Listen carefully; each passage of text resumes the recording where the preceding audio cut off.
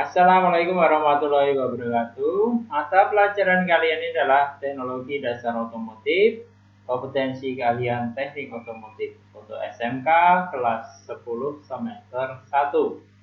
KD 3.1 yaitu memahami prinsip-prinsip keselamatan dan kesehatan kerja atau yang dikenal dengan K3. Untuk pertemuan yang pertama ini kita akan membahas keselamatan dan kesehatan kerja. Materi ini disampaikan oleh saya sendiri, Juni Eko Bondoro SPD. Tujuan pembelajaran, setelah mempelajari materi ini, diharapkan nanti para siswa dapat memahami pengertian tentang keselamatan dan kesehatan kerja, penyebab kecelakaan kerja, serta bagaimana cara mencegah kecelakaan kerja. Nah, pengertian umum. Safety atau selamat merupakan kualitas dari keadaan yang aman. Keselamatan kerja merupakan usaha untuk menciptakan keadaan lingkungan kerja yang aman. Coba kita lihat tayangan video berikut ini. Ini salah satu contoh dari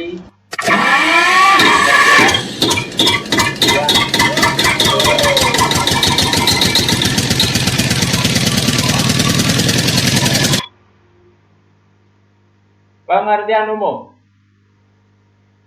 Kecelakaan kerja merupakan peristiwa yang tidak diinginkan, tidak disengaja, datangnya tiba-tiba, menimbulkan kerugian baik harta dan jiwa. Kecelakaan kerja merupakan kecelakaan yang terjadi dalam hubungan kerja sedang melakukan pekerjaan di suatu tempat kerja. Dasar hukum yaitu Undang-Undang Nomor 1 Tahun 1970. Kewajiban perusahaan yaitu melindungi keselamatan karyawan. Kemudian untuk kewajiban karyawan yaitu mentaati dan mematuhi ketentuan keselamatan kerja yang telah ditentukan. Mengapa kecelakaan kerja harus terjadi? Yang dirugikan akibat kecelakaan kerja siapa saja? Yang pertama yaitu pekerja, kemudian bisa juga melibatkan perusahaan yang merasa dirugikan, kemudian secara tidak langsung yang dirugikan adalah negara juga. Mengapa kecelakaan kerja ini harus terjadi?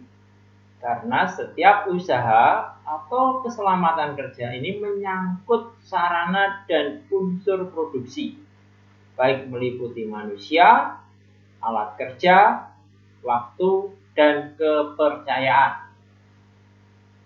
Sebab-sebab kecelakaan kerja. Yang pertama, sebab-sebabnya bisa berupa dari diri kita sendiri atau human error atau manusia sendiri. Karena kemungkinan terburu-buru bisa dilihat di slide tersebut. Mungkin karena terburu-buru bisa mengakibatkan kecelakaan kerja. Kemudian tidak menggunakan alat pelindung diri. Nah, ini contoh dari pekerjaan di bengkel. Tidak menggunakan sarung tangan, kemudian mungkin tidak menggunakan kacamata atau mendorong tidak sesuai yang ditentukan dan sebagainya. Kemudian sengaja melanggar peraturan keselamatan kerja. Sebagai contoh dari tayangan ini, kamu bisa melihat penggunaan stop kontak yang tidak sesuai dengan standar. Ini juga bisa mengakibatkan bahaya kebakaran. Atau mesin seharusnya posisi off, tapi mesin di-on-kan. Nah, ini berbahaya sekali. Kemudian, apakah kecelakaan kerja ini dapat kita cegah? Kecelakaan dapat dicegah dengan cara yang pertama yaitu mencari penyebabnya. Kemudian kita kurangi atau hilang Saya ulangi, yang nomor 2 yaitu kita kurangi atau hilangkan penyebab kecelakaan kerja. Bagaimana kecelakaan dapat dicegah? Kecelakaan dapat kita cegah dengan cara menghindarkan tindakan yang tidak aman dari pekerja. Sebagai contoh, ini bekerja di bengkel. Pada posisi baterai dicas, seorang teknisi tidak boleh merokok di berdekatan dengan baterai yang sedang dicas, atau melakukan pengelasan, atau ada tetesan oli yang berceceran. Di sini ada keterangan menggunakan pemanas, mengoperasikan mesin gerinda. Ini tidak boleh berdekatan dengan aki yang sedang dicas. Kemudian kain yang basahnya karena ada tumpahan oli atau bahan bakar, ini harus dibuang di tempat sampah, dan tempat sampahnya pun harus ditutup dan terbuat dari metal. Lanjut, mengusahakan lingkungan kerja yang tidak membahayakan. Bagaimana caranya? Caranya kamu perhatikan di sini. Di sini suatu bengkel mobil, posisi penggantian oli, misalkan pastikan posisi roda ini sesuai dengan ketentuan, tidak terlalu ke tepi dan tidak menyebabkan kendaraan ini nanti jatuh. Pada tempat seperti ini, ventilasinya atau sirkulasi udara ini sangat kurang. Ini tidak boleh. Jangan menginjak pedal gas dalam-dalam jika di belakang mobil kita ada orang lain yang sedang berdiri. Tidak boleh. Contohnya, sebab-sebab seseorang melakukan tindakan tidak aman. Yang pertama, seseorang melakukan tindakan yang tidak aman. Karena apa? Karena tidak tahu. Bagaimana cara mengatasinya? Cara mengatasinya kita beri pendidikan dan pelatihan. Kemudian yang berikutnya, tidak mampu, pekerjanya tidak mampu. Bagaimana cara mengatasinya? Kita beri pelatihan secara rutin dan kontinu. Kemudian ada juga pekerja yang tidak mau sama sekali, alias malas. Nah, cara mengatasinya bagaimana? Dengan pengawasan dan pembinaan yang ketat. Bagaimana mengatasi lingkungan yang tidak aman? Caranya kita bisa menghilangkan. Yang dihilangkan apa? Peralatan yang rusak harus kita ganti atau kita perbaiki. Kemudian dieliminir atau diisolasi. Maksudnya peralatan yang berputar seperti contoh di sini harus kita beri pengaman atau pelindung. Bagaimana mengatasi lingkungan yang tidak aman? Selanjutnya, contoh, kita bisa mengendalikan.